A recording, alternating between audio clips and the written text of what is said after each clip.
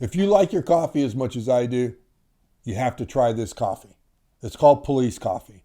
You get it online, policecoffee.com.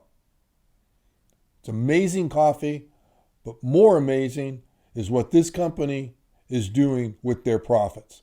50% of their profits go to families of fallen officers. That makes this a win-win. Try it out. You won't be disappointed. Check it out. policecoffee.com.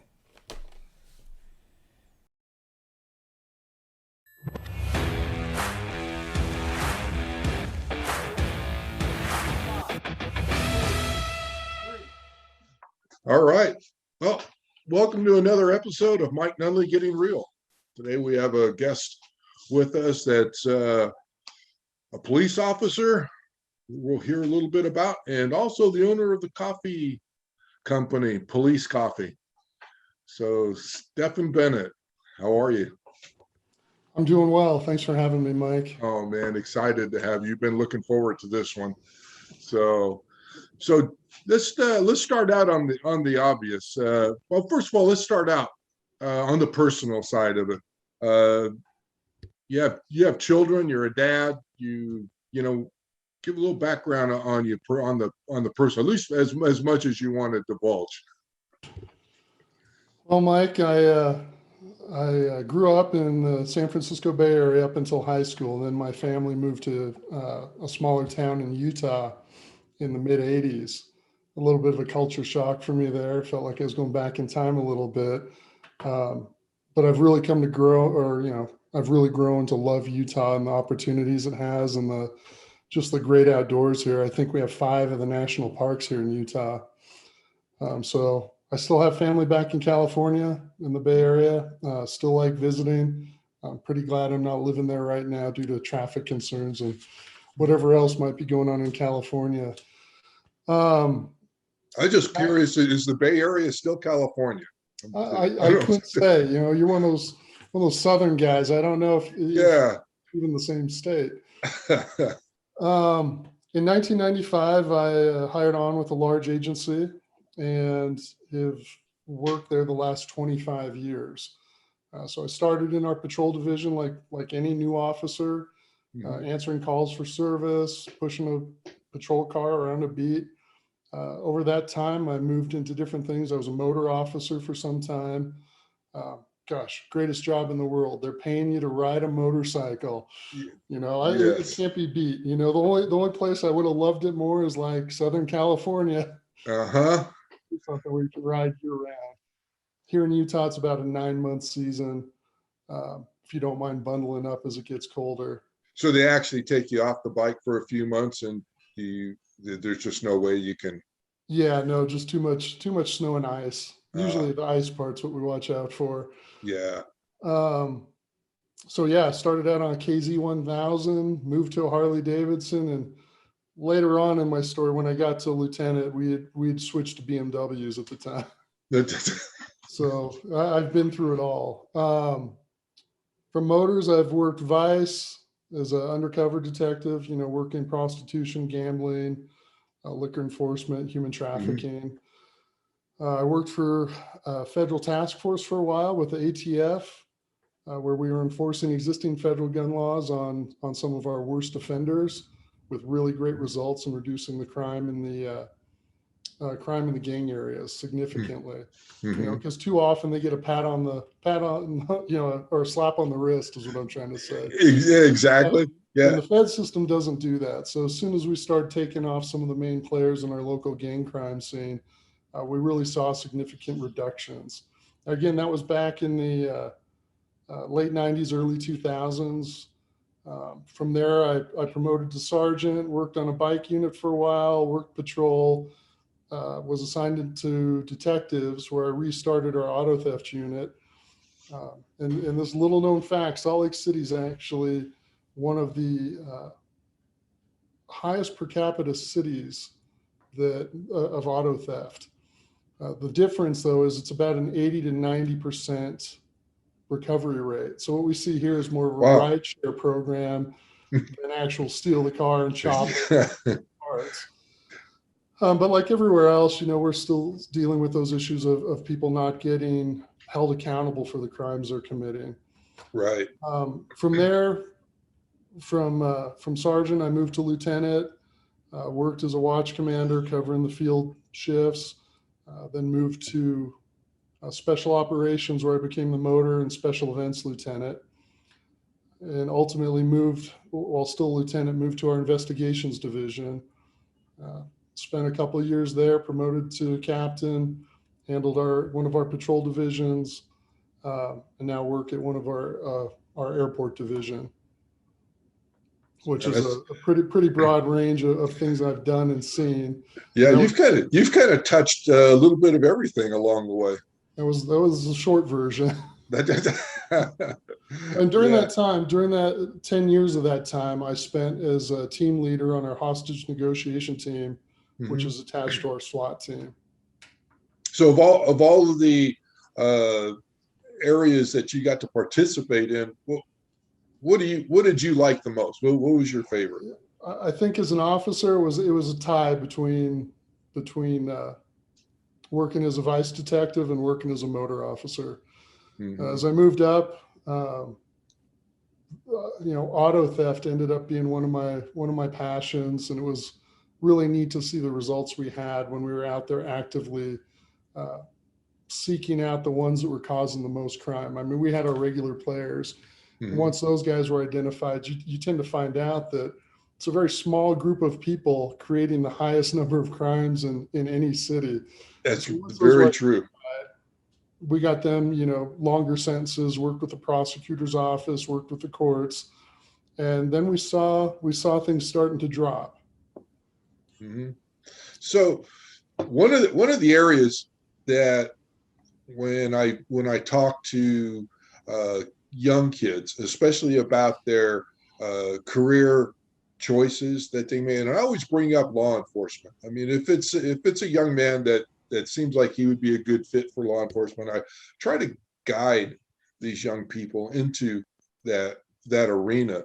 What do you see today as far as recruitment with young people? Do you see it as falling off and less interest in it, or do you see that there's still an interest from them wanting to get into it?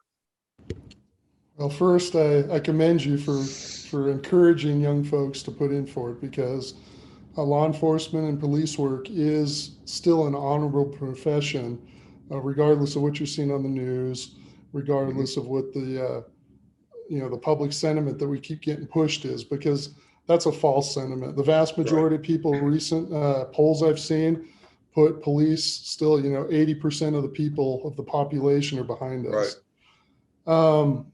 As you know, we're going through some unprecedented times in regards to police work. And I mean, the spotlight and the microscope is really there on this profession right now. We've all seen a significant drop in recruitment. Many states across the country are seeing roughly 60% drop in recruitment, if not slightly higher. So there's a crisis on getting good people to put in. We're also having some issues retaining, the great people that we have.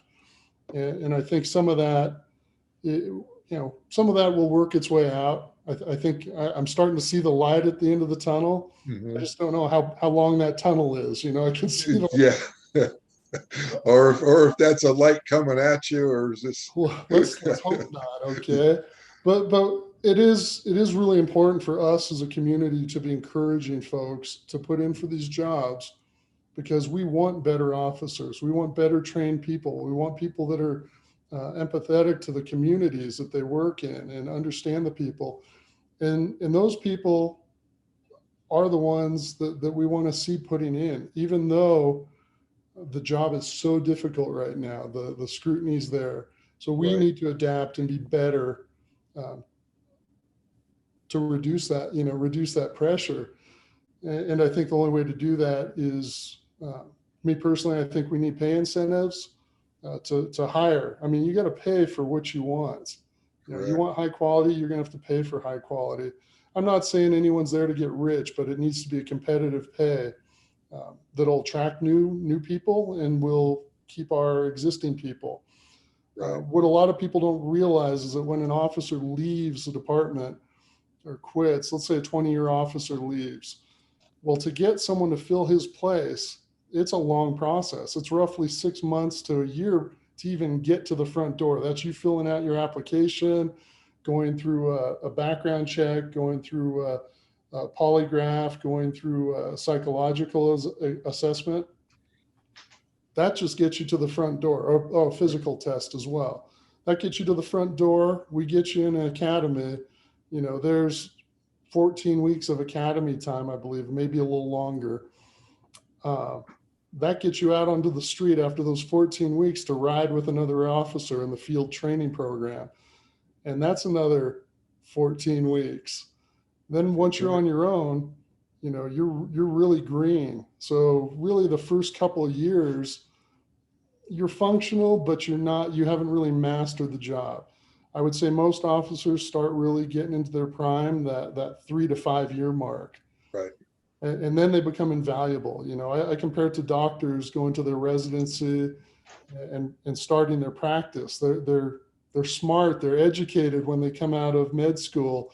They're working with patients, but they don't have the experience behind them yet to really be proficient at the job they're doing. And that's the same for police officers.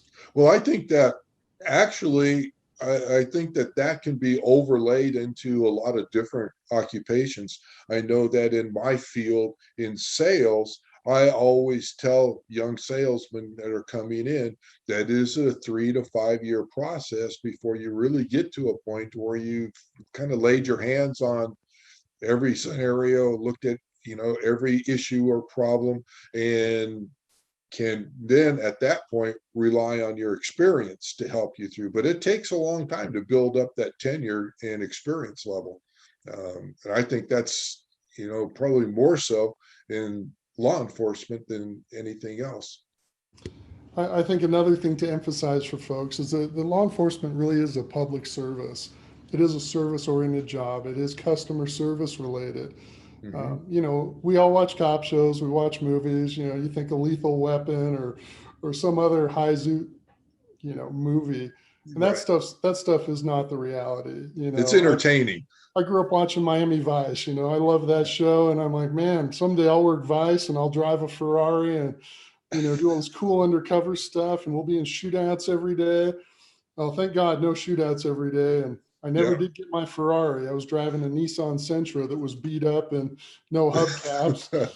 And, the reality of what we do is very different than what's portrayed on the media.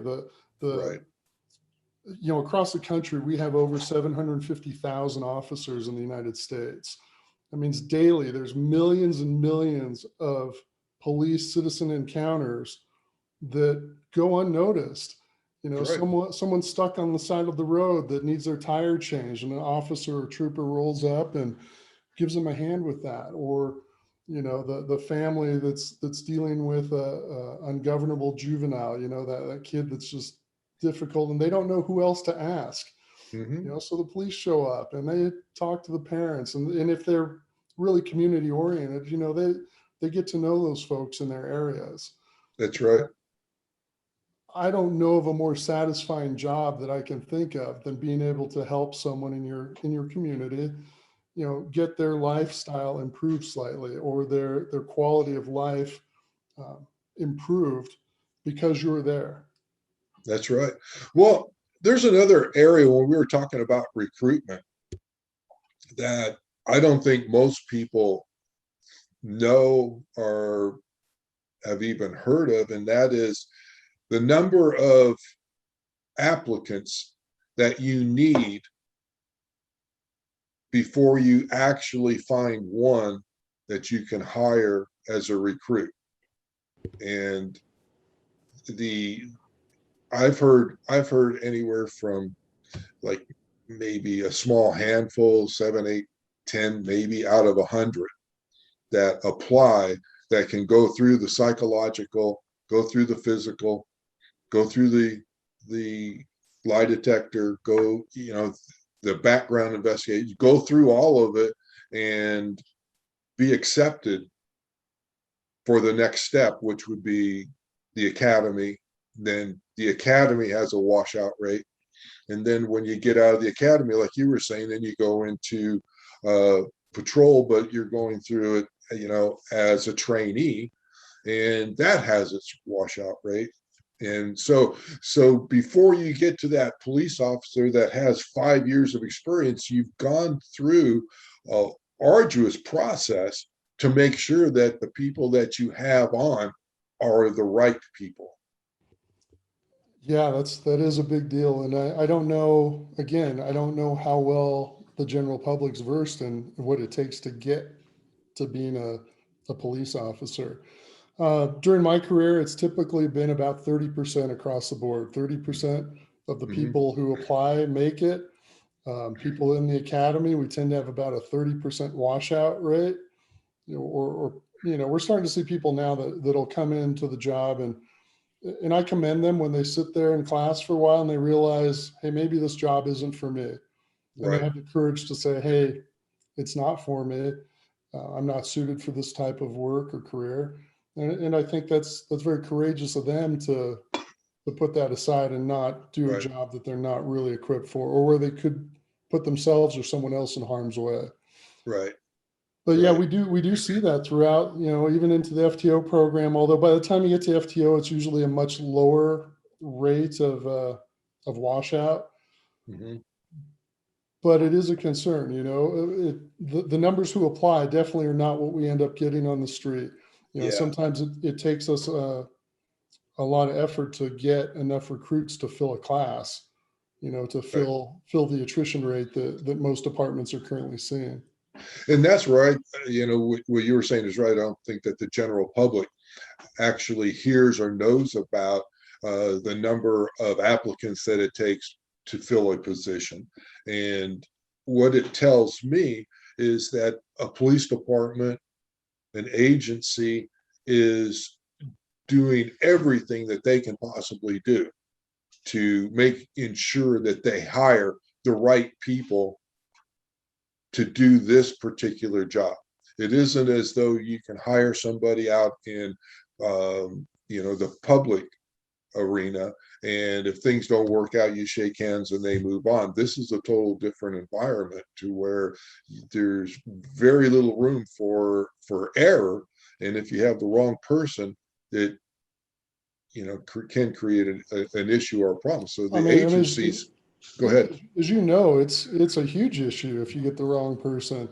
I mean, all these major incidents that we're seeing that have brought negative press to the police, in most cases, are caused by one person making a poor decision.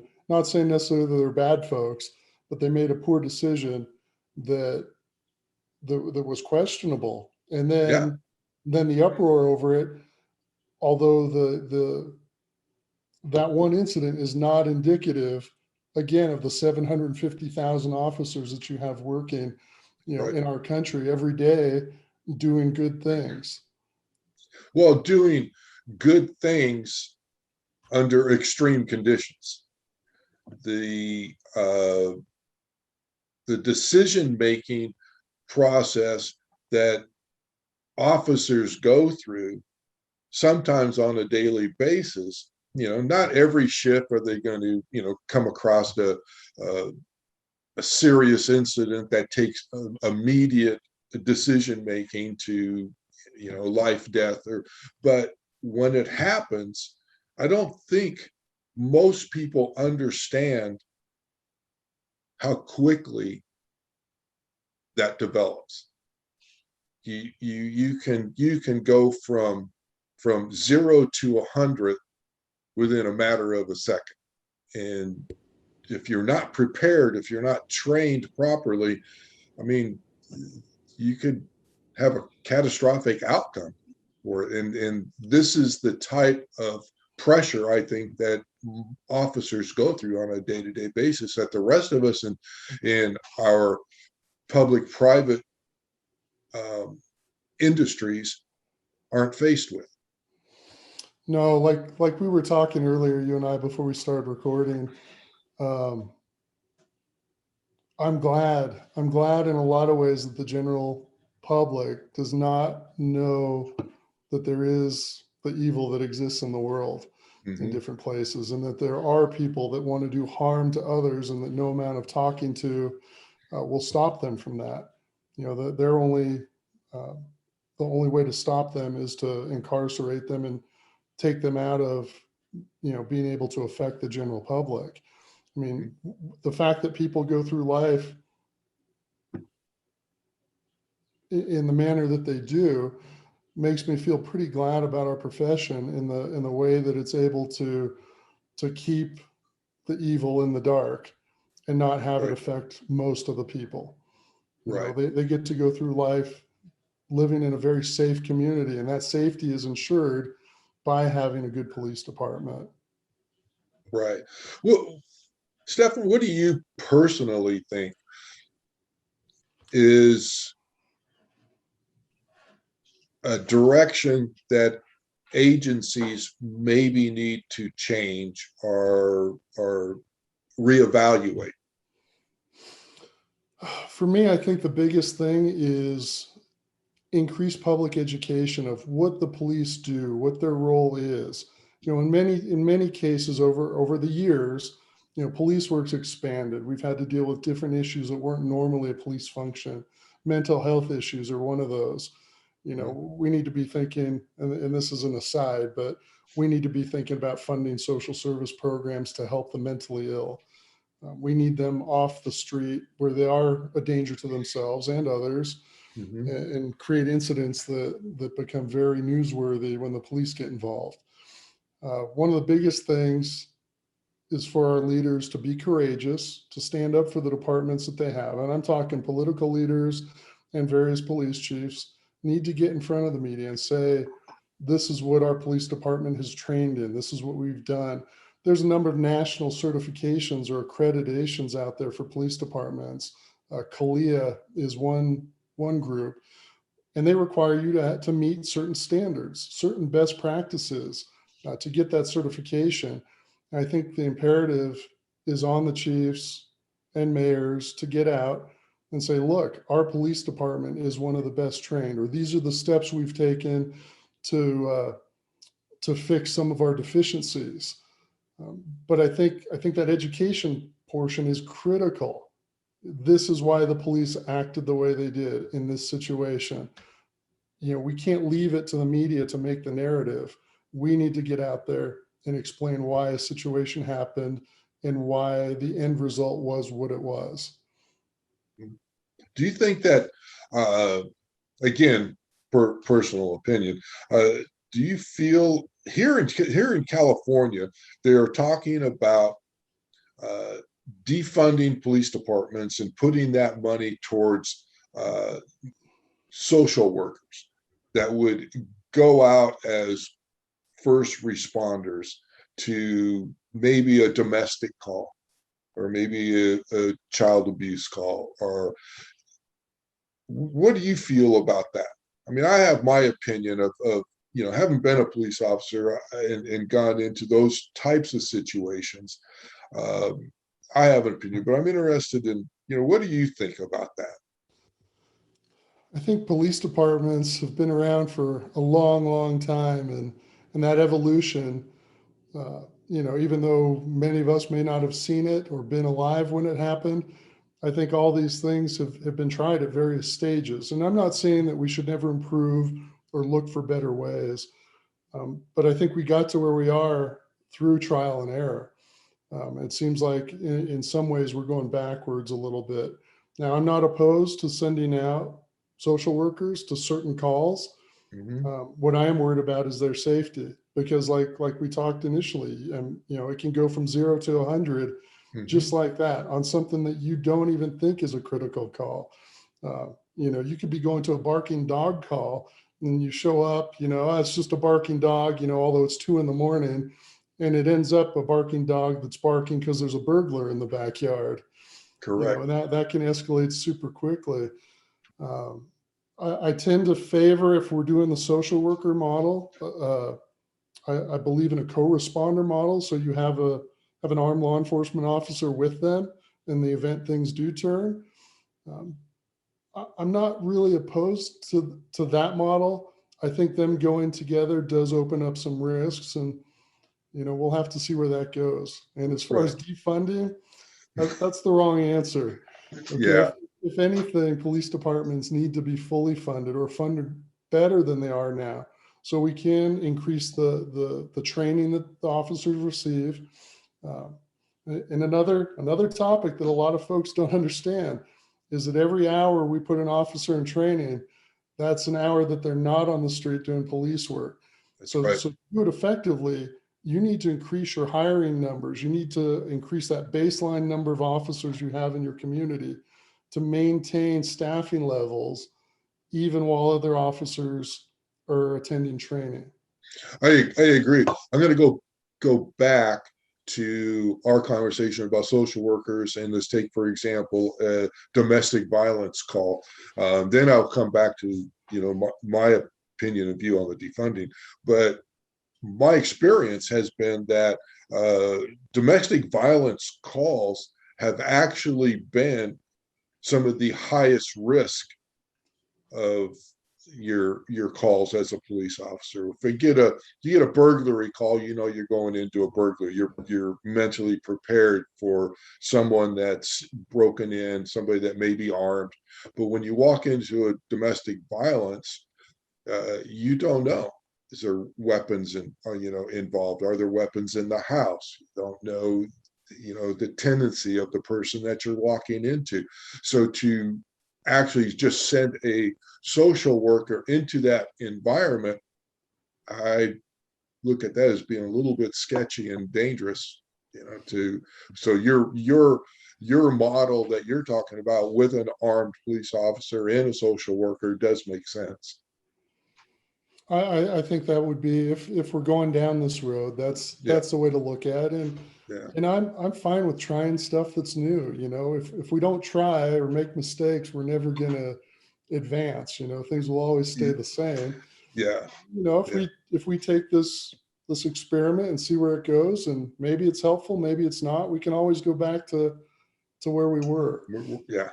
And I think a lot of the agencies that are moving to a social worker or non-sworn officer responding to calls are trying to minimize that exposure by sending them to only the lowest risk calls. Like I don't know that I've seen any SOPs from any agency that says they're going to send them to domestics. And that may be true. That may be the truth too, because what we hear through the media may be something completely different than what they're agreeing to or what they're willing to try. I could see them going to, a domestic where maybe the other party has left the scene and has not been there for, a significant amount of time. Although my concern is always they can always come back. Come back. Exactly. Yeah. So, we're in a different place right now after the events of the last year, and I think we should be experimenting and seeing what places we can improve on. But we should also be very cautious of what those outcomes are, because there could be unintended consequences. That's right. And then that takes us back to the defending issue. I believe what you were saying is I agree with, and that's, you can't defund. You actually need to maybe increase the funding if you want training to go on, because you can't have it both. If you want to train officers either in a new direction or to be better in the direction that we're already in, it's going to take funds. You can't take money away and then expect more, I guess is how I'm looking at it. And training is not cheap. I mean, when you're bringing instructors in from different places to teach various topics, training is expensive, and good training costs. Yes. And that cost pays for itself in the long run. With reduced liability, reduced lawsuits, just better trained officers. Again, that helps the community. You're basically investing in the community. That's right. The defunding movement, as we're seeing in a lot of the major cities, is really having a significant impact, especially on the lower income communities that, officers spend most of their time in those communities because that's where most of the crime is occurring. I'm not going to give the reasons why that is. I think we all know there's socioeconomic reasons that cause a lot of the issues we see. But these communities are the ones that are greatest impacted when there's a defunding movement. When there's less police on the street, there's less people to address, or less officers to address the issues in those communities. Right. I've seen polls where a lot of these disenfranchised communities are asking for more police, not less, because they know that really makes their neighborhood safer. Well, again, this goes back to what we are hearing as far as the social media, news media, but what I'm hearing off the media is not what I'm hearing with everybody that I speak to on the street. People that I either work with, work around, live in neighborhoods with, see at the grocery store. Anywhere that I have walked, I have yet to come across one person that agrees with defunding law enforcement. And so it puzzles me that it has so much traction that we're actually sitting here and discussing it as an issue when the majority of people that I speak to, and granted, I may live in a bubble, but my bubble is pretty much Southern California because through just my occupation alone, I do a lot of traveling, gives me a lot of access to a lot of people, whether it's, blue collar, whether it's, owners of businesses. The pool of people that I speak to is fairly large. And I really have not ever come across anybody that has been in agreement with defunding. Yeah, I'm in the same. Other than some of the protesters I've seen over the last year, Mm-hmm. the average person that I run into or deal with from all walks of life tend to be very supportive of the police.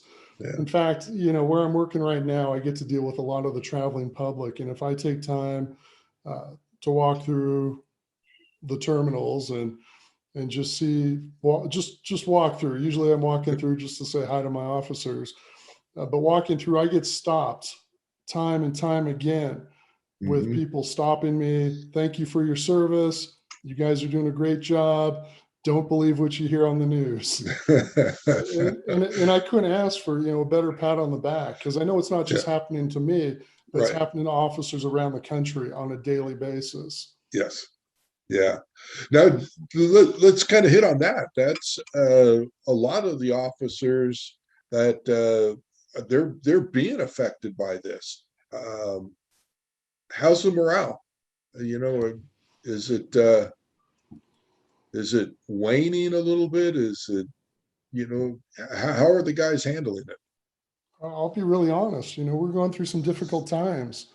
And, we've got guys that are dedicated to this job and that have the honor and integrity to still come in every day, put their uniform on, pin that badge on, put their gun on, and go out and wade into the fire, if you will, and still go out and do their job, even though the morale is probably at an all-time low across the nation.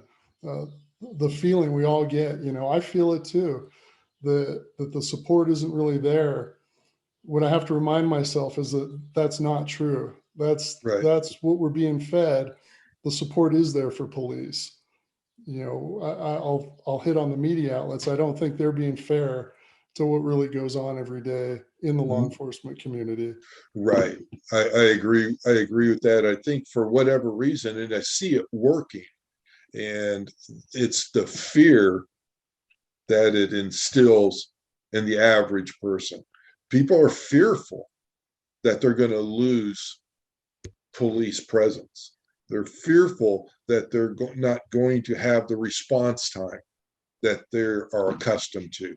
There's a lot of fear that's being driven, and I don't understand why the media would want to create such a fear in the general public, but it's definitely there. And it isn't because they're afraid of higher crime, more crime, whatever. They're just afraid that this defunding proposition, I guess it would be, or this idea is going to get traction to become a huge reality and affect everybody's normal life. I mean, that's,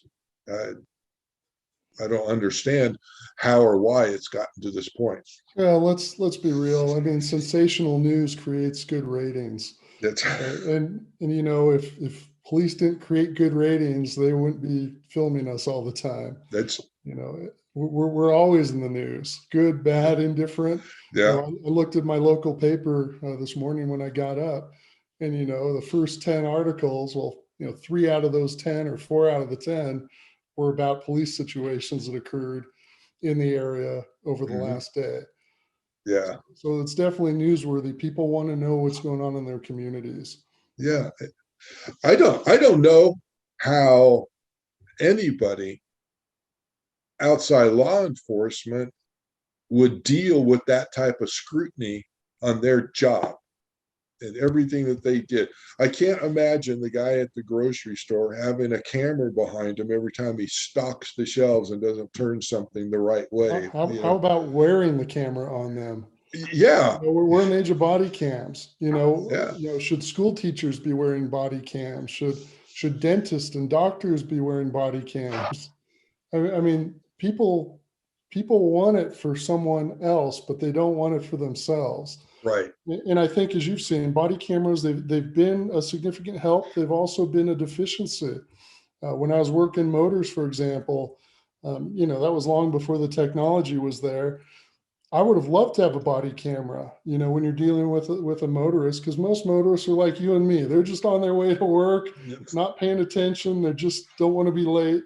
They end up speeding. They get pulled over. And, you know, rather than just, it's the same in a lot of things. We're all the same. We're human. We try and portray ourselves in the best light. Yeah. But they feel bad about getting stopped, but then they put the blame on the officer, or they'll get into it with the officer. And then they want to complain on the officer and say maybe that the officer was inconsiderate because he wrote the ticket, not because of anything the officer said. Right. And you know, as well as I do, in some cases, we have had outright lies being put forth about the account of the stop from the person on the receiving end. And the body cam has vindicated, you know, many officers to show that they are. If anything, body cams have proven that officers are doing good work every day. Right. The downside to the body cam is that in many of these critical situations we see, people tend to see what they want because they don't have the experience or expertise to know what they're seeing. Right. The body cam doesn't indicate, you know, if you're hands-on with someone trying to get them into custody or get them cuffed up, it doesn't, there's no way to tell what you're feeling, right? You might be feeling the guy tense up and have to take some immediate action, but the camera doesn't show that. So when you put that person on the ground, you know, the outcry will be, well, he just threw that guy on the ground for no reason. They don't know that the officer was feeling the subject tense up. Right. Potentially to cause them harm. So body cams, two-edged sword. I think in some ways they're great, but I think, again, it comes back to police departments being able to explain what exactly is being seen in the video. Yeah. And not be afraid to say exactly what they see. You know, it may not be the positive or the outcome that somebody wants to hear, but if it's the truth, it's the truth. And I think, again, the truth sometimes gets skewed in how it's presented. And I think that the officials or the bosses or the chiefs or whoever that it is has to be willing to step up, even if it sounds unpopular, because you are backing the police officer. But they have to be willing to do that, I think. and that goes for city council, it goes for mayors, It really goes for the mayors. I think the mayors are, I don't think they really realize that these are their police departments. Yeah. Ultimately the chief is in charge of the department, but the mayor, the mayor is the chief executive of any city. Hmm. And it is the mayor's department. The mayor should take pride in the department they have and really make an effort to showcase that to the public. When there's Yeah. wrongdoing, we need to be transparent. We need to look into it. We need to make sure that the existing laws and the justice process is followed. And I would say in very, very few cases have I ever seen anything go against that. Most Hmm. departments are very quick to move on illegal conduct or improper conduct. Right. Yeah. But at the same time, I think again it comes back to education. We see this big rise in these. They want civilian oversight groups of police, which I don't think that's necessarily bad. I don't think it's necessarily good either. The current political process is your mayor and city council is your civilian. They're your elected civilian oversight of the Hmm. police department. Citizens need to go to them if there's an issue, and they can either remove or change things going on in the police department. Bringing in a civilian oversight council, I don't know if that's the best idea because we don't have civilian oversight councils for attorneys. The bar has its own council of other attorneys to review cases of misconduct. Right. The medical community has malpractice boards set up of other doctors that know what they're looking at. Because I guarantee if I'm looking at a heart surgeon cutting away, I don't know what he's doing, but man, if he cuts something and starts bleeding, I'm going to be like, wow, that maybe that was wrong. Yeah, maybe, but I don't know. So I think if we do these type of oversight committees or councils that are separate from the department, I think it's critical to have the experience there, whether that's retired officers or officers from other communities or states serving on those boards.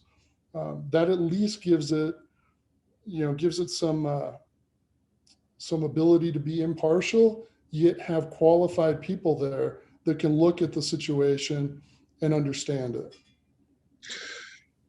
Do you think that we're going to see some balance in all of this at any time soon? I think we'll get back to it at some point Yeah. soon. I don't know about soon. We're going Yeah. to see a lot of things over the next few years. This all started last year, and things have been moving extremely quick in the reform side of the house as far as Right. looking for ways to improve.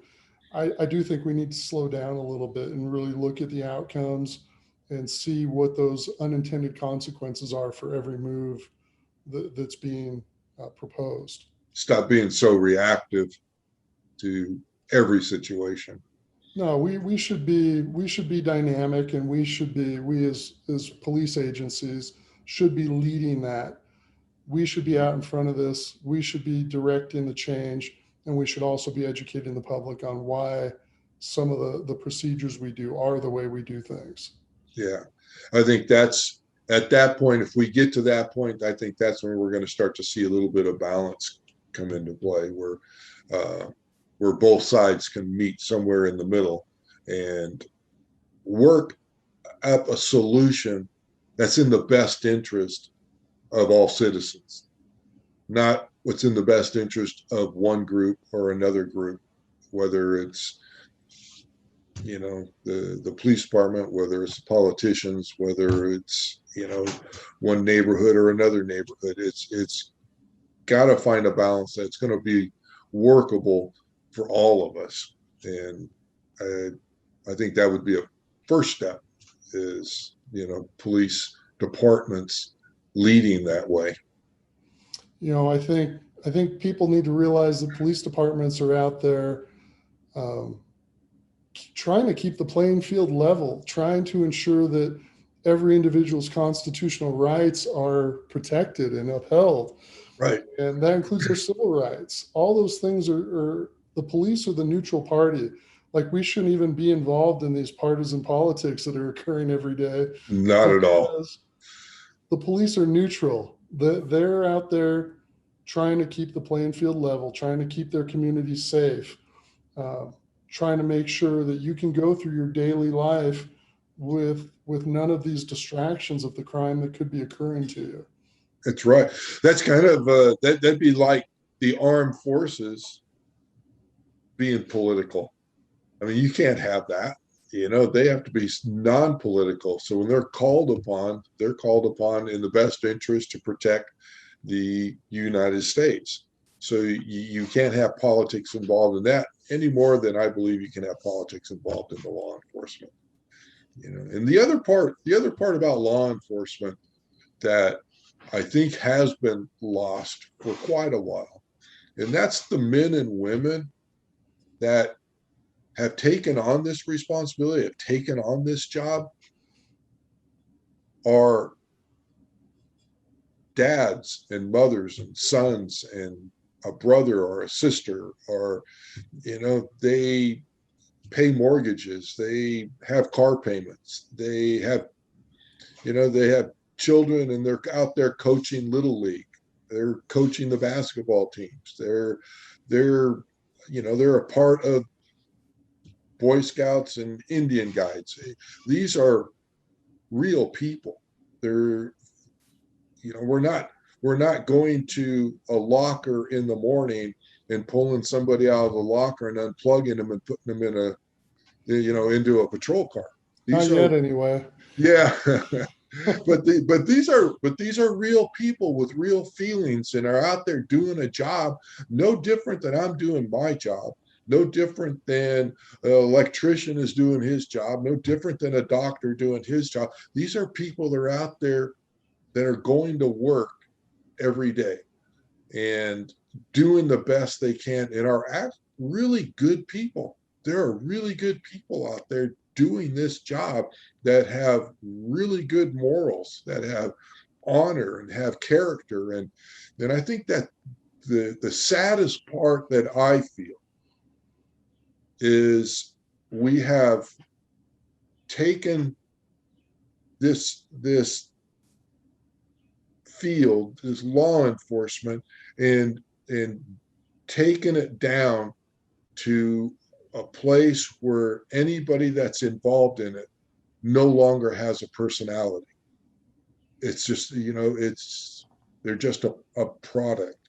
And I think it's really sad because we're not respecting them as human beings any longer. I think folks are just looking at they see a uniform. It doesn't even matter, what the gender or race of the person in the uniform is.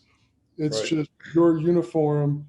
This is bad. They're not seeing like you're saying, they're not seeing the person behind it, the person that actually cares about their community.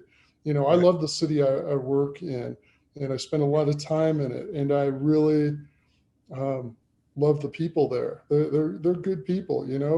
Even the ones that are causing crime, they're not the worst. I'm not dealing with a serial killer every day. I'm dealing with a lot of people making bad choices.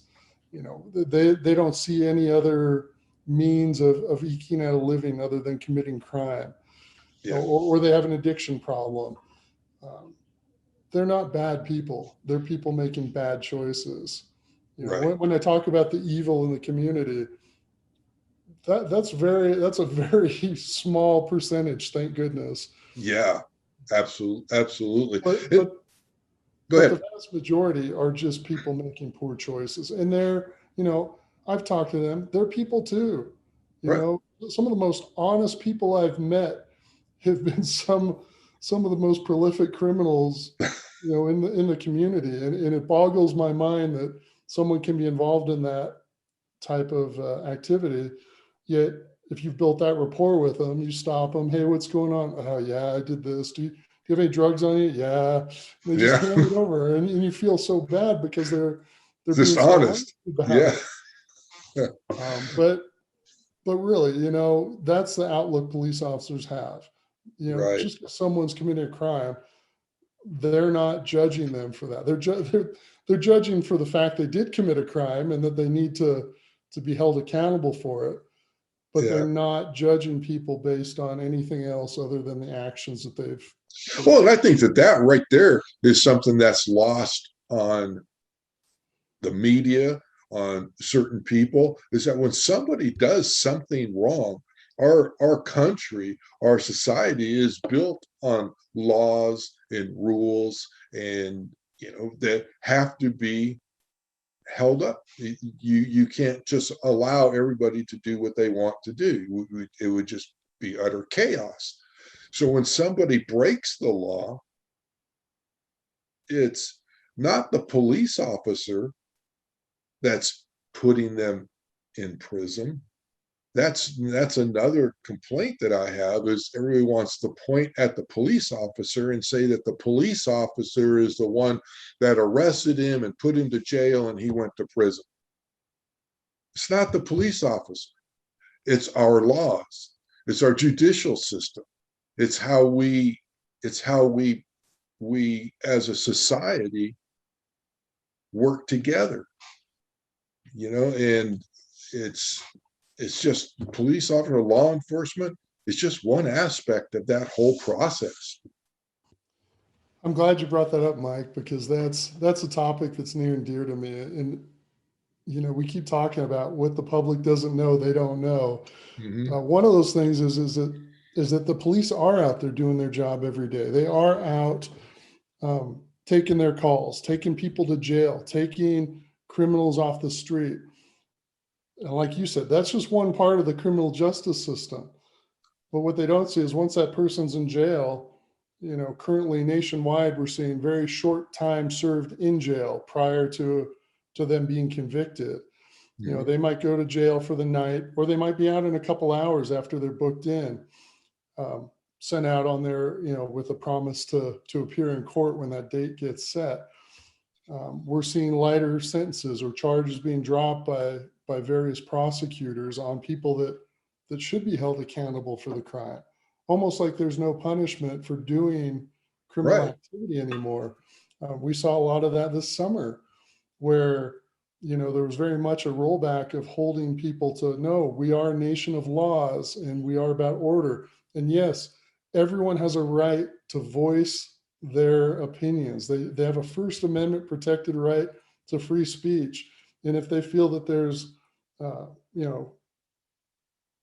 bad things going on with the government, they are able to speak out freely, and they can Mm-hmm. march in the streets. I don't know any police department that's unwilling to allow people to do that and to protect them while they're doing it. The problem comes in when the property crime starts occurring, the vandalism, the arsons, the assaults. That's not acceptable. At that point, people do need to be held accountable to those laws that we live under. That's what keeps our nation safe. That's what keeps us thriving. It keeps economic development, moving forward in our major cities. So I think a lot of work needs to be done on the prosecution side and on the court side. I don't think incarceration is always the answer, but sometimes it is. Sometimes someone needs to pay a penalty for the crimes that they're committing. For example, we see car thieves in and out of jail, and auto theft is a pretty high felony penalty in my state. Mm-hmm. Yet very rarely do they serve any time because it's a nonviolent crime. And what I'm starting to see, and maybe it's just because I'm older now and more senior in my career, is a lot of our politicians don't want to spend money on jails or incarceration or re-education services that they can use while they're incarcerated, job training, those types of things. The cost of putting them in jail or in prison is high, but what's the economic cost to your community to allow these folks to be out there? If I'm my average working Joe and I'm at work all day and my house is empty and someone takes advantage of that and steals my bike or my lawnmower or even my car, what's that impact to me? Now I need to find a new car or buy another lawnmower. And while it may not seem like much. That's a lot to me because I have a job that I'm working and I need to support my family, and I don't have an extra $400 or $500 to just go buy another lawnmower every time mine gets stolen. There's an impact to the communities. And like I said in another interview, I'm not the smartest guy in the world, but there's got to be a way to quantify what that loss is and weigh out whether or not the benefit is towards putting that money towards programs in incarceration.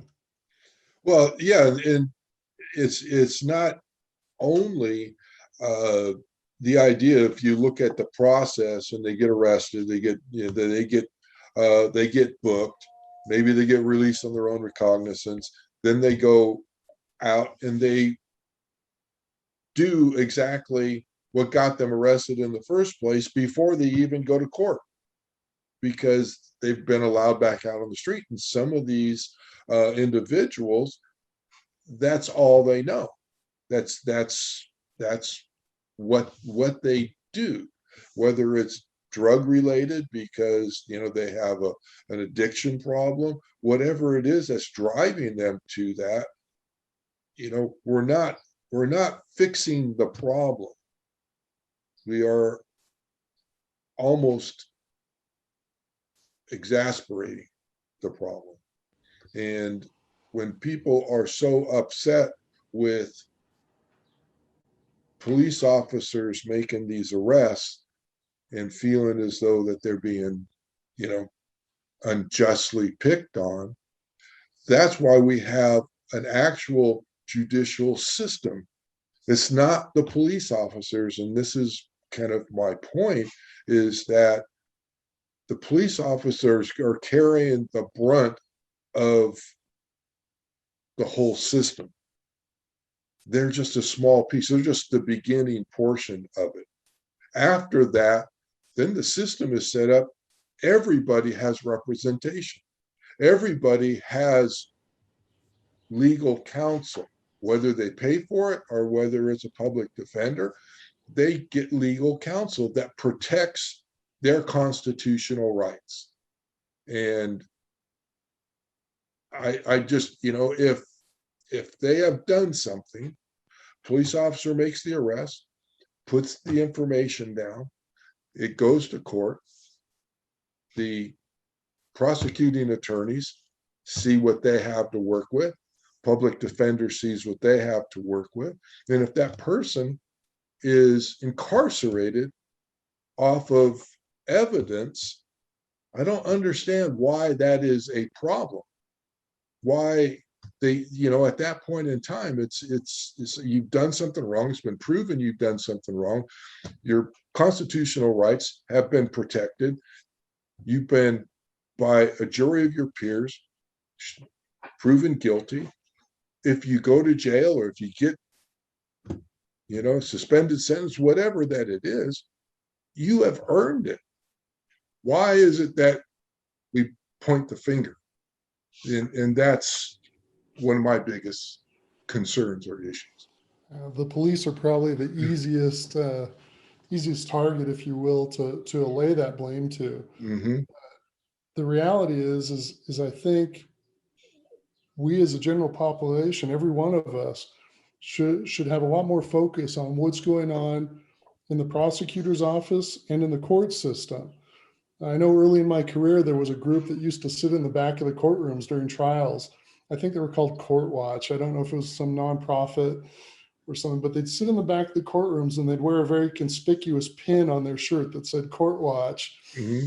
And I think that was a great idea. That way there was people in there, and the people in the court knew that there was someone else watching, just watching the proceedings, and mm-hmm. go back, and I don't quite know how they worked, but they could report on, hey, this guy got a slap on the wrist on something he should have been put in jail for.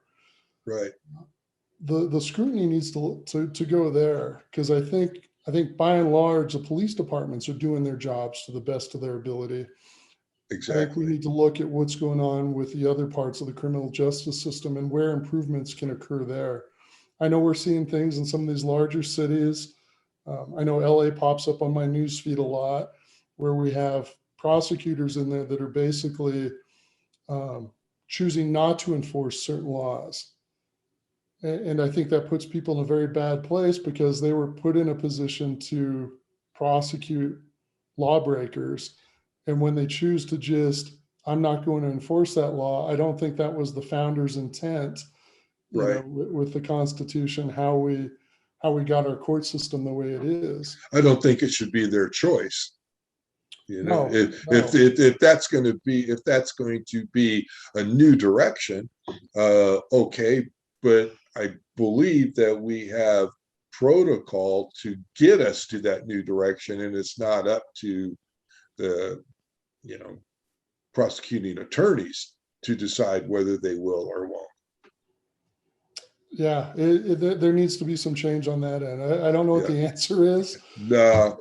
But we need to start looking at it. We need to start coming up with ideas as a group, as a society. As much as we want to change police departments, we might want to be reimagining the rest of the criminal justice system as well, and see where improvements can be made. Exactly right. Exactly. But let's go back to the conversation we were having about police officers being real people. And you have a company that is taking care of the real people, the people that are hurt the most by fallen officers, which unfortunately we have seen an increase in over the last year or two. But your company is doing really a good thing for the families of these fallen officers. Let's kind of segue into police coffee here. Oh, you got it. I'll give you a little history on it. So the idea of police coffee is, one, cops know police work, and there's one thing cops know very well, probably better than a lot of people, and that's good coffee. There we go. And so one of my things, I've got some friends that are involved in the coffee trade, and we got talking about 3 years ago and kicked the idea around of maybe starting up police coffee. And at the time, I don't think we felt like we had the traction right then. Over this last summer, I was really like, something, I don't feel like our police officers are being fully supported. And I think they need to know that there's companies out there that do support them and do recognize the work. And I don't just say that because I'm a police officer, but there really needs to be more going on, letting police know that they're supported. So back in August, my partner and I, we got talking about this and really took a good look at what we needed to move forward on. One of those was a great product. We want good coffee, and I got to tell you, we make good coffee.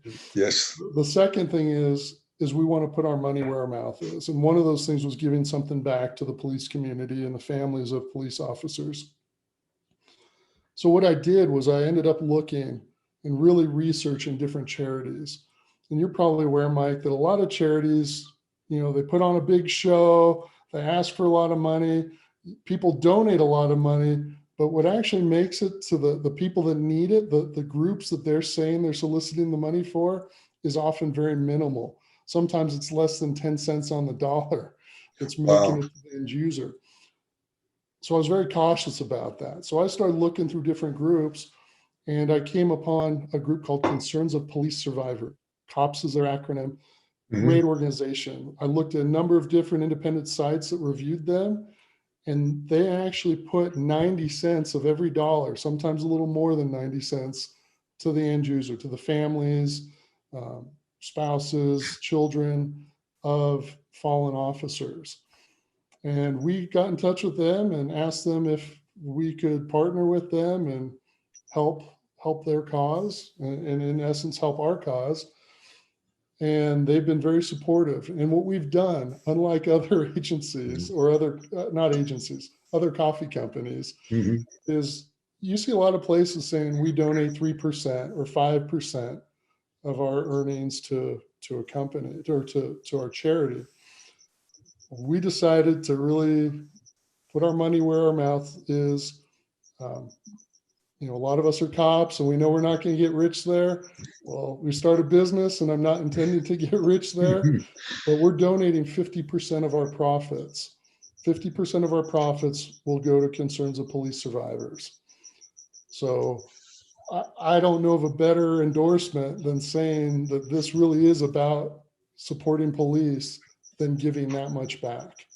That's when I first heard that, I thought it's crazy because I have never heard of a company donating that high of a percentage of profit to anything anywhere. And if somebody were to give 10% of what is considered a significant amount, but to go 50%, that truly is that's beyond just doing the right. That's true caring.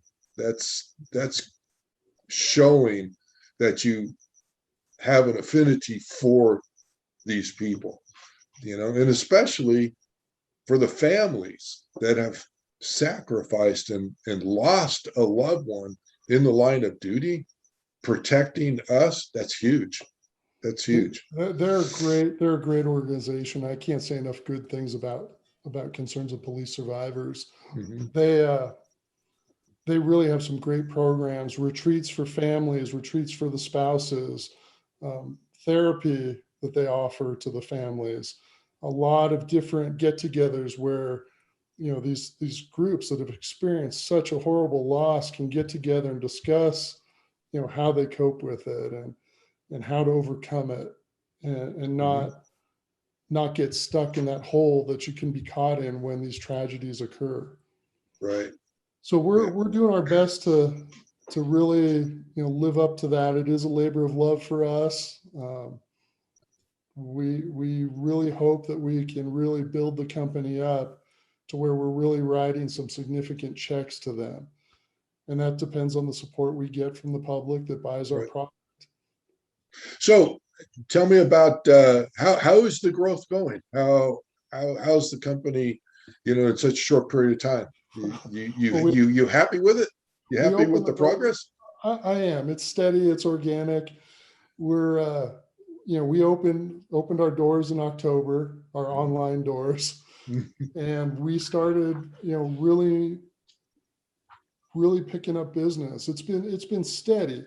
We've only been open, what is it now? 5 months, almost 6 months. Mm-hmm. And by all indications, we're progressing along the right track. We're not rocketing out like some new IPO, but we're steady growth, and we just keep getting the word out. And I think that steady growth is what's going to sustain us and keep us in a position where we can keep donating to Concerns of Police Survivors.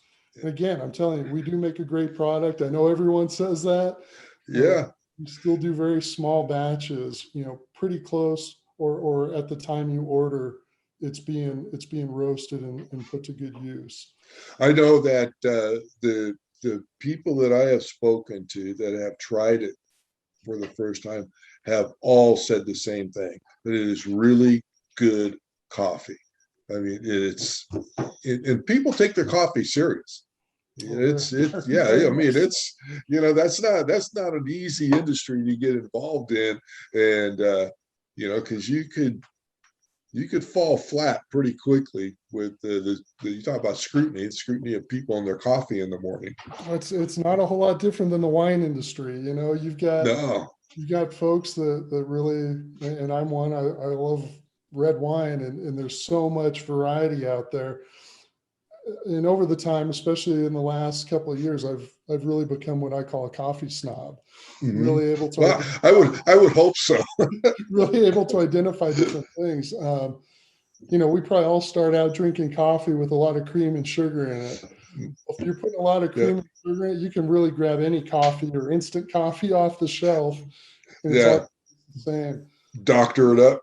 But as soon as you start drinking coffee black, just like whiskeys and wines, there's the variety of flavors held within each coffee, whether it's the type of bean or the type of roast, it's almost an infinite variety of aromas and flavors and different notes that you're tasting. So take me through this. You're how many different blends of coffee are you guys making today? So right now we have 6, and I'll knock one of them out of the way because we won't talk too much about it. So flavored coffee, it's a controversial topic among coffee aficionados, but we had such a demand for it, we decided we would offer that up. So right now we've got a flavored coffee blend that's it's raspberry chocolate donut. As you know, most of our stuff is police themed. Yes. Donuts and coffee go together perfect. Yeah, and just like police and donuts, supposedly. We do get a lot of requests for, could you ship donuts with the coffee order? We always recommend buy donuts fresh from your local bakery, if you want the best taste. But so we have a flavored coffee, really fantastic if you're into that. But then we dive into the other 5 roasts we have. One of those 2 that I'll knock out of the way is our decaf. There are people, whether it's, people whose doctors say don't drink caffeinated coffee, or people that want to drink it later in the evening and still be able to go to sleep. Me, I can drink 2 pots and still sleep with regular coffee. But yeah, I could go to bed and put my empty cup on the nightstand and fall asleep. Exactly. So we've got our decaf. It's a Colombian bean, single source, and our name for it, right? In fact, I've got the bag right here. It's defunded, which was tongue in cheek, decaffeinated, defunded. And then we've got our other blends. We've got our Hot Pursuit, which is a medium roast, and our Code 3, which is a light roast. Both of these are single source. They're both Colombian source coffee beans. And like I was saying, when we talk about wines and different varietals, sometimes they blend things. You'll have blended grapes. We do the same thing with coffee. So our operator roast is our dark roast. And as an aside, it's become my favorite. I used to always be a light roast fan. So our Back the Blue, this is an old bag. It's now a medium roast, not a light roast. But both of these are blended. So they have beans from South and Central America put together to get the flavors we were looking for out of these. 2 very different tastes.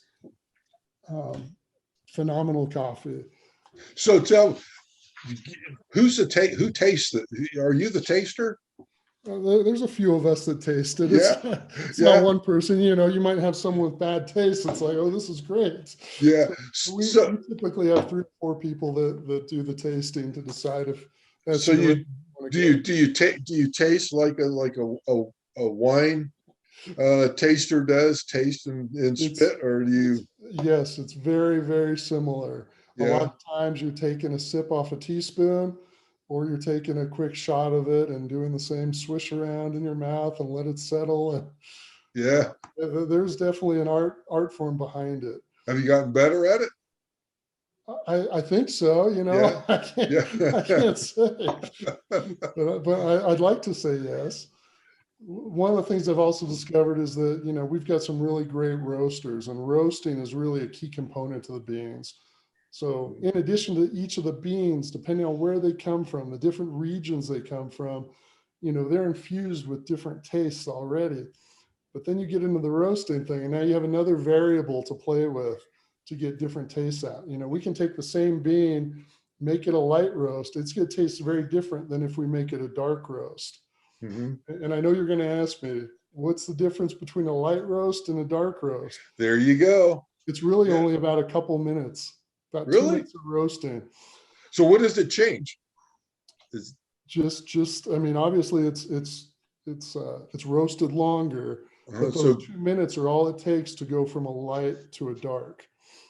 So while it's that's where they come up with the term the light roast or the dark roast or the medium roast or whatever. Right. But medium definitely, I mean, I'll hit on that the least because that rides in the middle. You get characteristics of both sides. So the more that you roast it, the darker the roast. Does it bring out more flavor, Or, I mean, what, because I know I only look at it, one seems heavier than the other, just using that as a term. Me personally, I'm more a light roast, maybe medium, don't really gravitate more, towards the dark roast. I'll drink it, but I don't, prefer the light. I need to send you an operator roast because I was a light roast guy. And then I've been drinking our operator roast a lot lately, and I'm also a Guinness fan. Obviously, it's St. Patrick's Day week, right? So I'm throwing my Irish colors on, even though I'm not Irish. But remember, we're all Irish on St. Patrick's Day. Exactly. Yeah. I like very dark beers and stouts. Well, dark roasted coffee reminds me a lot, especially Operator's Blend of that kind of flavors you get out of a Guinness. It's definitely different. So a light roast is gonna taste more. You might get a little more of those fruit tones in it or citrus tones. It definitely has higher acidity at a light roast. So if you're sensitive to acidity, you might be better off with a medium or dark roast. Light roast, something people don't realize, highest caffeine content is always going to be your light roast. Really? That may be why I gravitate towards it. So obviously we named Code 3 our light roast. We named it Code 3 because it's going to get you going fast. Uh-huh. And with the dark roast, you tend to get less caffeine in it, but you also get less acidity. So it's a smoother taste. Okay. So you may want to give it a try sometime, Mike, because I think there's differences, and just like anything, I like a little bit of variety in my drinks. Yeah. Well, usually because when Jill orders, she'll order the select pack that has, I think, four different blends in it. Mm-hmm. So I'm probably drinking and not realizing what I'm drinking because she'll just bring me the coffee, police coffee, and I'll drink any of it. So another thing to think about when you're making coffee is how you make it. I mean, we're human. We like convenience, and there's also those of us that, I might have the time. I want the best cup of coffee that I can make. I'm probably going to do a pour over, which I don't know if you're familiar. You take like a little funnel device, set it on your mug, put the coffee in, and you pour your water in very slowly. You start your process. You put a little water in, let the grinds, they say call it bloom, let it bloom a little bit as it absorbs the water. And then you put a little more water in. Hands down, I think that gets you the best cup of coffee. Don't add anything to it. Sugar, No. If you want to get the full flavors out of it. I typically use a French press just because it's fairly quick. You put the grinds in, put boiling water in, and then it's got a strainer mechanism, if you're familiar with that, and gets a great cup of coffee. Again, those two methods take a little bit longer. And then, of course, I've got a drip coffee maker when I'm on the run. The one thing I don't have is a Keurig type machine with the K-cups. I'm torn on these things. People love them because, again, we're creatures of convenience, and they're great. They are super convenient. I'd be lying to tell you I don't have one in my office, okay, that the officers can use because it's quick, it's easy to clean. Right. But the quality, the taste of the coffee is not nearly as good as you brewing it yourself. So another thing to think about is the cost. So, our product in the bags comes in 12-ounce sizes. A K-cup, a box of K-cups that will cost you the equivalent really only gives you about 4 ounces of coffee. I don't think a lot of people realize the economics in that. You're talking yourself out of a product there, buddy. Well, no, we won't, because I know there's plenty of us that are in a rush that they do want good coffee. And I'm going to tell you, when our K-cups do come out in the very near future, you heard it here, folks. That's right. It's the best K-cup out. It will be the best K-cup out there, and I'll stand by that. Lastly, on coffee, and I had this discussion with you. Do you buy your coffee ground or do you buy a whole bean? So for years, I was a whole bean guy. What I've learned over the last couple of years is that as soon as the coffee's ground, it begins oxidizing. It loses flavor. It loses a lot of those scents that you get out of it.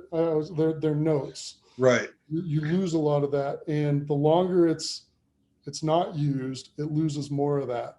So I always recommend buying whole bean coffee. It stores better. It doesn't oxidize nearly as fast. And yes, you have to buy a grinder. I always recommend using a burr grinder. Don't get the little spinny blade if you can avoid it. But if that's all you got, it works. It's still better than ground that's been sitting there for a while. But if you get a burr grinder, it's going to run you $70 to $100 or sky's the limit, as you know, with a lot of coffee products. Yeah. But you throw those whole beans in there in the morning, grind what you need for your whatever your preferred brewing method is. Hands down, you won't go back to ground coffee. So let me ask you this. How you buy already ground coffee from whole bean at your place to front door of my house when I order, how long has that been ground? Usually less than a week. Mm-hmm. Usually less than a week.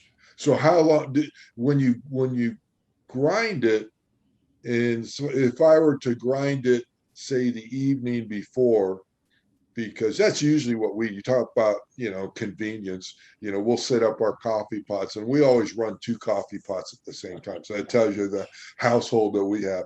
And we'll set the timer on it the night before. So at 5 o'clock or whatever time I'm up, the coffee's already up and brewing. So what you're saying that the optimal time is grind it, brew it, drink it. I don't think you're going wrong getting it ready for the night before. Obviously, we're probably picking at threads here. In that kind of I don't want to do it wrong, because if there's a better cup of coffee out there waiting for me, I want to make sure I get it. Well, you're talking like 8 hours or 10 hours, from the time you grind it. It's going to be fine. I personally think it's the best. Again, there's different levels. Yeah. The best to grind it right before you brew it. Yeah. Plus, you get the advantage of getting that smell of the fresh ground coffee, and I don't know about you, but that really gets my love that started off well.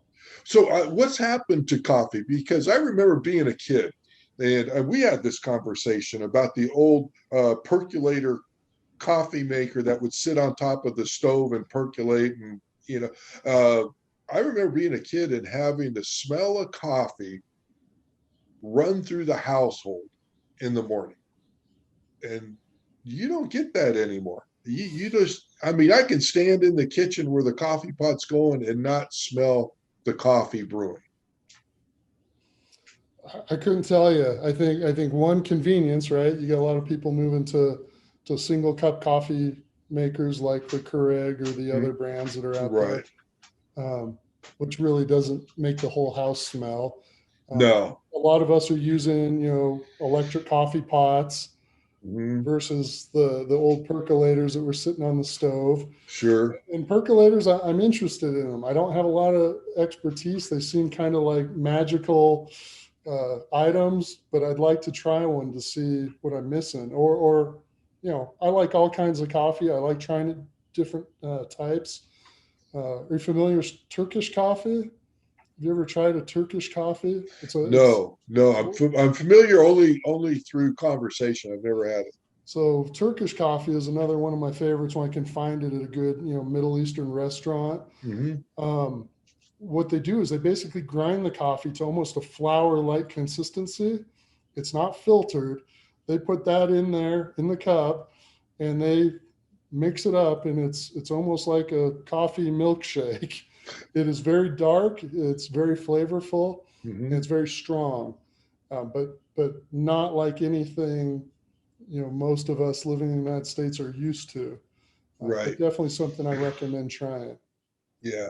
I just going back to the percolator, I remember, like I said, growing up with that percolator, smelling it, seeing it. But by the time I was probably old enough to drink coffee or want to drink coffee, that became a antiquated system. Mr. Coffee had come out to take its place. So everybody that was anybody had the new Mr. Coffee, in their kitchen, and nobody percolated any longer. I'll tell you, I'll be the first one to say newer doesn't necessarily mean better, So I'm definitely willing to see what a percolator tastes like. Yeah, and I actually saw one, and where was I? I want to say I was at Walmart or one of those stores, and they had the old style percolator. It was a little bit smaller than I remembered, but it was, I think it was almost $50 for this Pyrex glass percolator coffee maker. And I kicked myself now. I should have just bought it. But at the time, it's like, I'm not paying $50 for, something that I remember, 50 years ago. But kind of sorry I didn't pick it up and just try. It would have been fun just to. But the nice thing about it is you cannot control. I have a Cuisinart coffee maker now where you put it in, you put the water in, you hit the buttons, and it just heats up the water and filters through. You can't control it. It is what it is. The only way you control it is, I guess, how much coffee you put in. But the percolator, you can control how dark you want it, how light you want it. It's it's a lot like what you can do with a French press or a pour over.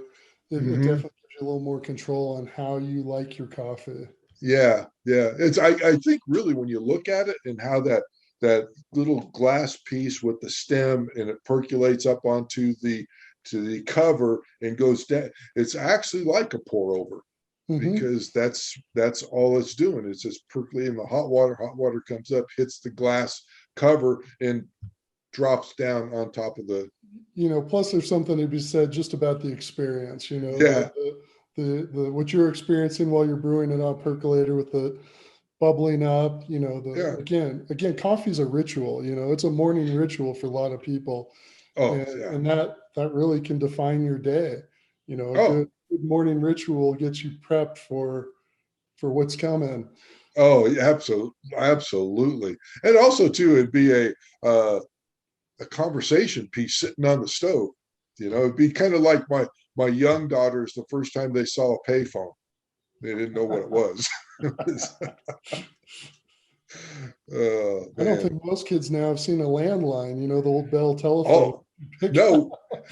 I remember the girls, they picked it up and they, what's that noise? That's what we call a dial tone. Funny stuff, man.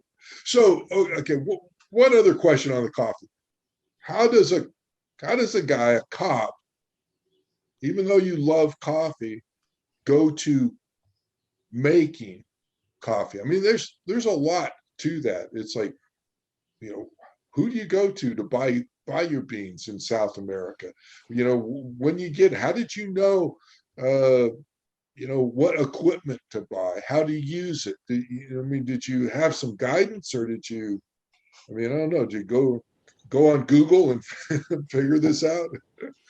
I think that would be the hard way to do it. Yeah. The way that I went is I've got good friends that had some involvement in the business prior, and that had already made contacts with, we buy a lot of our beans from Costa Rica, and we've met.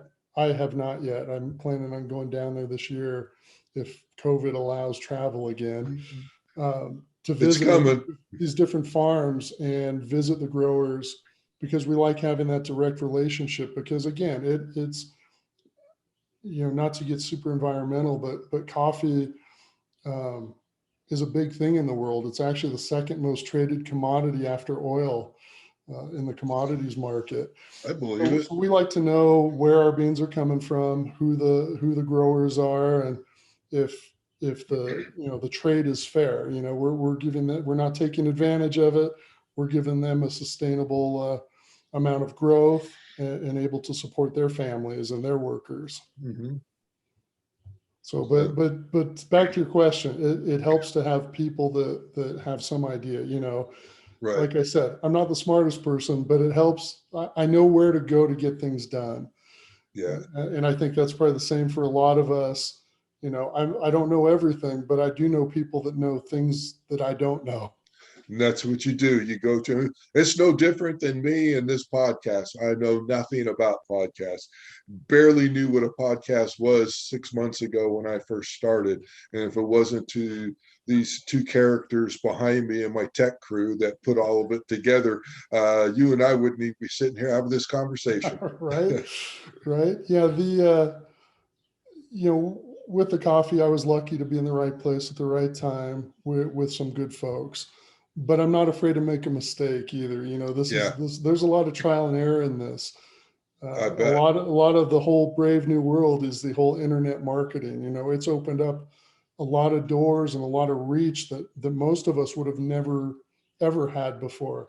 Just like this podcast, the potential is to reach millions of people, where before you might have been able to talk to a few of your neighbors or a few of the people in your community. Now you can reach the entire world.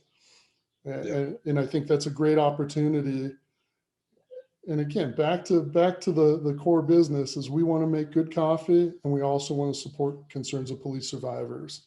And I think the more we can get that word out, the more things will progress in the direction we want them to go. I think it's just it's an amazing product, and it's an amazing cost. And it's first of all, I want to say how honored I am that you allow me to help promote the coffee, because I really truly believe the coffee is the best coffee I have bought and that I have used. And I love the coffee, I love the product, but more so, I love the cause behind it. And it's a win-win.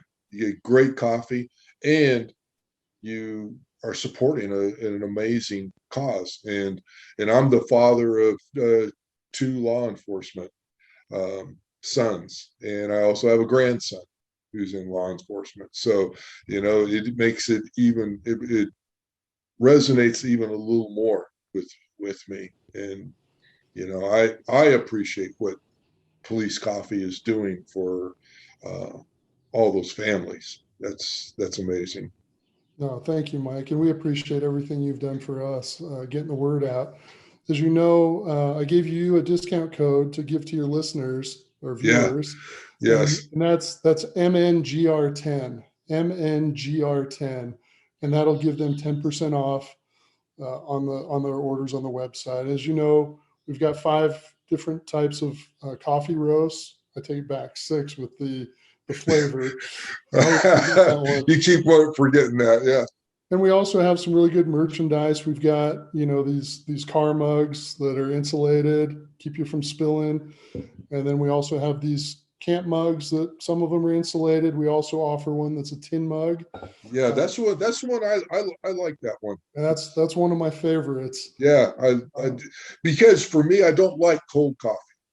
So, this one is enough for me to drink, and it stays warm, but it's not giant. So I just love this little thing. Plus, it's got the great logo and back the blue on the back of it. It's amazing. Our t-shirts also have the Police Coffee logo on the front, and then back the blue on the back side. Yeah, because we definitely wear our mission on our sleeve, and that's we are back in the police in our communities. Yeah, I have my Police Coffee t-shirts that I sport around. It's just and what it does is, it isn't just about Police Coffee at that point, but when you carry the emblem of back the blue on your backside, you're standing for a cause.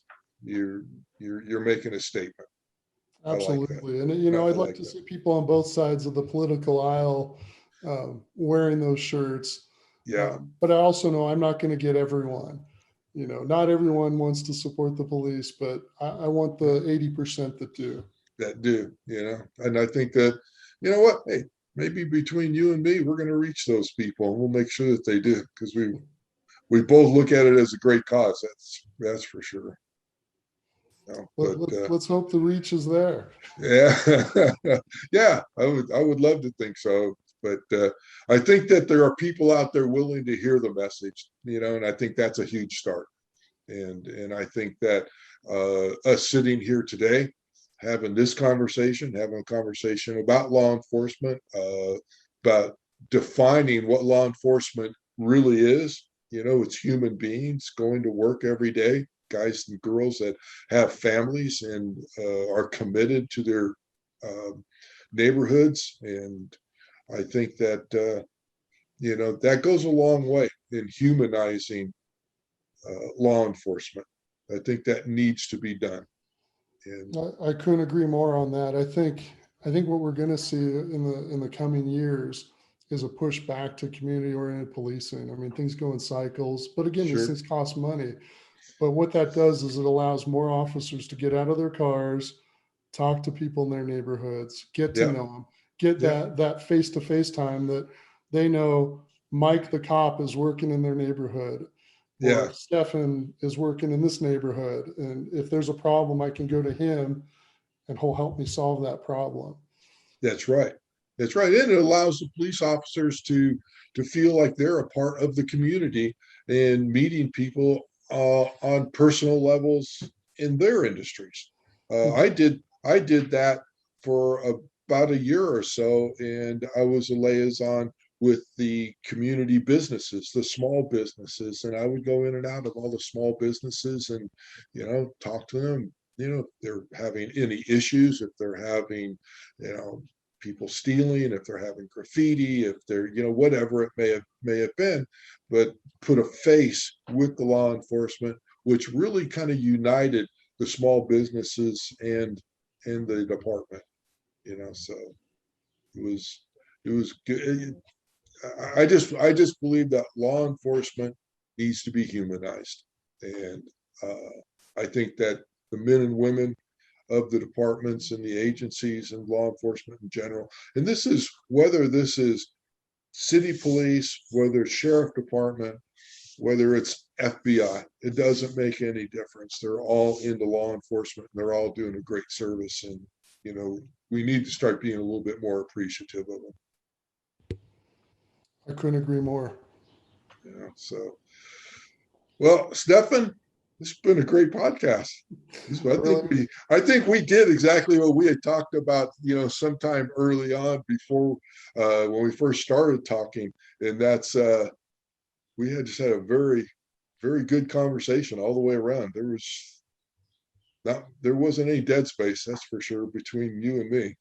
No, I really appreciate the invitation to come on the show, and maybe in the future we might talk about, officers' resiliency and how to, not, or how to deal with the PTSD that a lot of officers experience. I would like that. Take care of yourself, being mindful. Those things sound kind of hippie-ish. Really are the things that keep you going and keep you centered. I would really like that, and also too, that gives us an opportunity, an excuse to have another podcast, and I think next time we'll have to have you come out and we'll sit face to face and do it. You said you're going to fly me out on the Mike Nunley Gettin Real private jet? Yeah, if you want to wait that long, that'd be okay. I'll tell you what, I'll give you a place to stay. I'll take you up on that offer. Thank you, Mike. Yeah, that would be great. But thank you. Really appreciate you being here. And just want to say to all of our listeners, if you want to have a good cup of coffee and you want to help a good cause, policecoffee.com, and have all the products out there and all the different flavors. Order it. I swear you won't be sorry. I love this coffee. Personal endorsement. And also too, I have to at this point say, what am I supposed to say? It's all erased. Please leave a like. Oh, I need people to hit like, subscribe, and follow Instagram at Mike.podcast. At Mike.podcast. I'd be lost without Alec. Facebook. Oh, Facebook, Mike Nunley. Nunley. Yes. I remembered that one. And thank you again, Stefan. This has been great. Appreciate everything. Thanks, Truly. Mike. Okay. And I can say whatever I want now because you can cut it out, right? Let me just stop Oh. recording. Hang on one second. I'm going to call you after this.